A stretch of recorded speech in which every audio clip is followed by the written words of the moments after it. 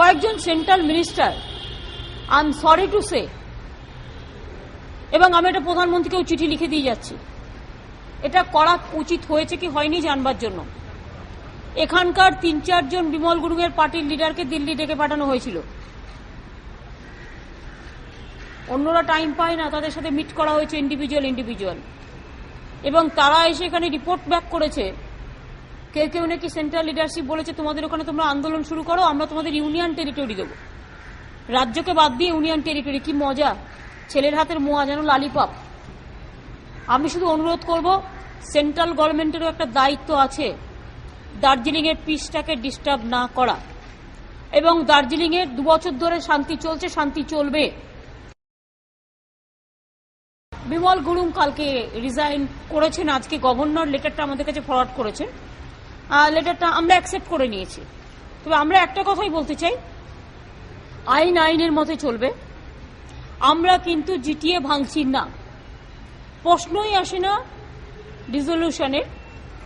রাজনীতির প্রয়োজনে যদি কেউ মনে করেন যে দার্জিলিং নিয়ে খেলবেন, আমি সবাইকে বলছি দার্জিলিং এর শান্তি আমরা রক্ষা করছি এবং রক্ষা করব।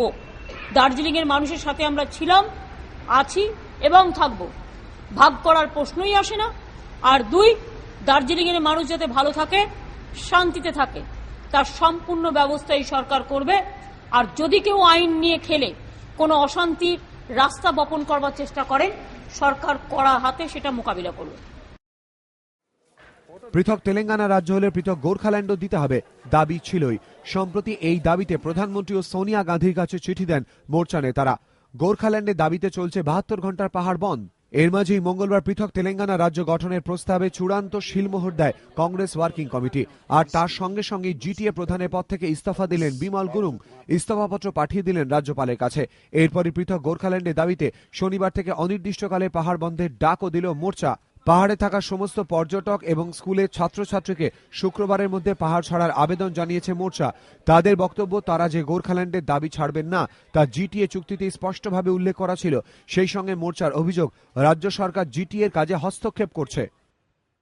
जीटीए का चीफ से मैं रेजोल्यूशन दे रहा हूँ,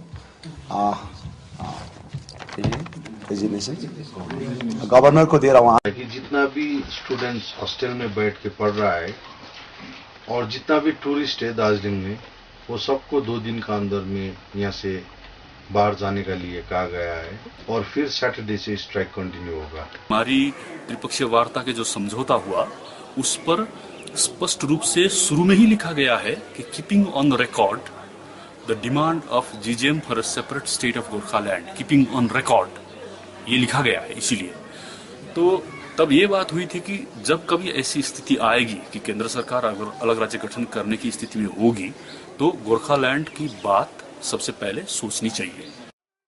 উত্তরবঙ্গ উন্নয়ন মন্ত্রী গৌতম দেবের অবশ্য অভিযোগ, গোর্খাল্যান্ডের দাবিকে উস্কানি দিয়েছে কেন্দ্র। আমরা চাই পাহাড়ে শান্তি শৃঙ্খলা থাকুক, পাহাড় সমতলের ঐক্য এবং মৈত্রীর যে মেলবন্ধন আছে সেটা দীর্ঘস্থায়ী হোক। কিন্তু দুর্ভাগ্যজনকভাবে কেন্দ্রীয় সরকার যে সিদ্ধান্ত আজকে নিয়েছেন তেলেঙ্গানা সম্পর্কে, তাদের কিছু আসন বাড়ানোর জন্য, এবং এর আগে পাহাড়ের নেতাদের যেভাবে দিল্লি ডেকে নিয়ে এসে আন্দোলনের জন্য উৎসাহ যোগানো হয়েছে, তার ফলশ্রুতি স্বরূপ এই ধরনের সিদ্ধান্তের জায়গায় চলে যাচ্ছে পাহাড়ের গোর্খা জনমুক্তি নেতারা। পাহাড়ে বর্তমান পরিস্থিতির জন্য বিরোধীরা অবশ্য রাজ্য সরকারকেই দায়ী করেছে। পৃথক রাজ্যের দাবি, এর যে মান্যতা বা এর যে একটা ন্যায়সঙ্গতা, এটা কিন্তু চুক্তিতে দেওয়া আছে, এবং এটাই কিন্তু আজকে এই গোর্খা জনমুক্তি মোর্চার একটা হাতিয়ার হয়ে দাঁড়িয়েছে। এটাকে রাজ্য সরকার অস্বীকার করতে পারবে না। এদিকে মহাকরণ সূত্রে খবর, মোর্চার অনির্দিষ্টকালের বন্ধের ডাকে ক্ষুব্ধ মুখ্যমন্ত্রী। মোর্চা নেতৃত্ব নতুন করে আন্দোলনের ডাক দেওয়ার পরই মঙ্গলবার মহাকরণে উচ্চ পর্যায়ের বৈঠক করেন মুখ্যমন্ত্রী। মহাকরণ সূত্রে খবর, পাহাড় পরিস্থিতির মোকাবিলায় কেন্দ্রের কাছে 4 কোম্পানি বাহিনী চেয়ে পাঠিয়েছে রাজ্য। রাজনৈতিক মহল অবশ্য মনে করছে গোর্খাল্যান্ডের আন্দোলন বিমল গুরুংদের কাছে বাধ্যতামূলক হয়ে উঠছিল। পাহাড়ে ক্রমশ প্রভাব বিস্তারের চেষ্টা করছে তৃণমূল। একাধিকবার পাহাড় সফরে গিয়ে মুখ্যমন্ত্রী গোর্খাল্যান্ডে বিরোধিতা করেছেন। আর এই ইস্যুকে হাতিয়ার করে ফের মাথাচাড়া দিচ্ছে সুভাষ ঘিসিং এর জিএনএলএফ। এই পরিস্থিতিতে পাহাড় রাজনীতি নিজেদের অস্তিত্ব ধরে রাখতেই গোর্খাল্যান্ড ইস্যুকে হাতিয়ার করে বিমল গুরুংদের নতুন করে এই আন্দোলন বলে মনে করছে রাজনৈতিক মহল। বিতনু চট্টোপাধ্যায়, এবিপি আনন্দ। আমরা চাই পাহাড়ে শান্তি শৃঙ্খলা থাকুক, পাহাড় সমতলের ঐক্য এবং মৈত্রীর যে মেলবন্ধন আছে সেটা দীর্ঘস্থায়ী হোক। কিন্তু দুর্ভাগ্যজনকভাবে কেন্দ্রীয় সরকার যে সিদ্ধান্ত আজকে নিয়েছেন তেলেঙ্গানা সম্পর্কে, তাদের কিছু আসন বাড়ানোর জন্য এবং এর আগে পাহাড়ের নেতাদের যেভাবে দিল্লিতে ডেকে নিয়ে এসে আন্দোলনের জন্য উৎসাহ যোগানো হয়েছে, তার ফলশ্রুতি স্বরূপ এই ধরনের সিদ্ধান্তের জায়গায় চলে যাচ্ছে পাহাড়ের গোর্খা জনমুক্তির নেতারা। রাজ্য সরকারের কাছে এমন কোন ইস্যু সামনে নেই যেই ইস্যুগুলো আনরিজলভড আছে, আর সেরকম যদি কোনো ইস্যু তাদের কাছে থেকেও থাকে তাহলেও সেটা আলাপ আলোচনার মাধ্যমে সবসময় মেটানো সম্ভব। এই ধরনের কোনো ইস্যুজ নেই। আসলে যে বিষয়টি কেন্দ্রীয় সরকারের উস্কানিতেই তারা এই কাজগুলো করছে। সরকার এই পরিস্থিতির উপরে কড়া নজর রাখছে, এটুকুন বলতে পারি। দীর্ঘ টানাপোড়েন, ঘরে বাইরে চাপ, রাজনৈতিক বাধ্যবাধকতা, শেষ পর্যন্ত পৃথক তেলেঙ্গানা রাজ্য গঠনে সায় কংগ্রেস ওয়ার্কিং কমিটির। মঙ্গলবার ওয়ার্কিং কমিটির বৈঠক শেষে আনুষ্ঠানিকভাবে জানিয়ে দেওয়া হলো পৃথক রাজ্য গঠনের প্রস্তাব পাঠানো হচ্ছে কেন্দ্রীয় মন্ত্রিসভার কাছে। It is resolved to request the central government to take steps in accordance with the Constitution of India to form a separate state of Telangana after the formation of the state of Telangana, and to put in place legal and administrative measures to ensure that both state governments can function efficiently from the common capital during the said period of 10 years. Hyderabad अगले 10 साल तक common capital रहेगा और वहां पर अभी भी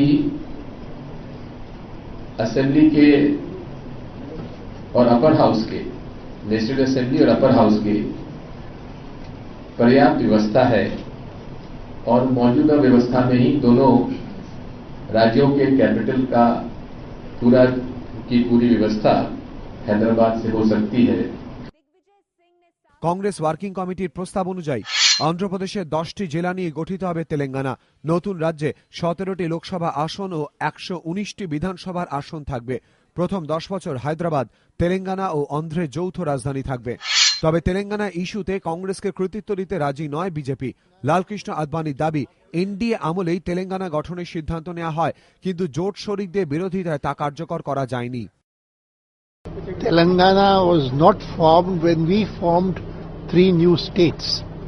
It was only because of our respecting one of our coalition partners' views. Otherwise we would have done it even then. রাজনৈতিক মহলের মতে নতুন রাজ্য গঠনের প্রক্রিয়া শুরু হলেও তা পূর্ণতা পেতে প্রায় 5-6 মাস সময় লেগে যাবে। কারণ প্রথমে কেন্দ্রীয় মন্ত্রিসভায় প্রস্তাব পাশ করাতে হবে, তারপর বিষয়টি মন্ত্রিগোষ্ঠীর কাছে পাঠানো হবে। মন্ত্রিগোষ্ঠীর সুপারিশের পর রাজ্য পুনর্গঠন বিল সংশোধন প্রস্তাব পাশ করাতে হবে কেন্দ্রীয় মন্ত্রিসভায়। সেটি তারপর পাঠানো হবে রাষ্ট্রপতি প্রণব মুখোপাধ্যায়ের কাছে। রাষ্ট্রপতি ওই বিলটি পাশের জন্য সময়সীমা বেঁধে দিয়ে রাজ্যের কাছে পাঠাবেন। সেই সময়সীমার মধ্যে রাজ্য বিধানসভায় বিলটি পাশ করাতে হবে। না হলে প্রথমে কেন্দ্রীয় মন্ত্রিসভা ও পরে সংসদে বিলটি পাশ করাতে হবে। বুধবারই বৈঠকে বসছে কেন্দ্রীয় মন্ত্রিসভা, সেখানেই পেশ করা হবে তেলেঙ্গানা প্রস্তাব। এবিপি আনন্দ।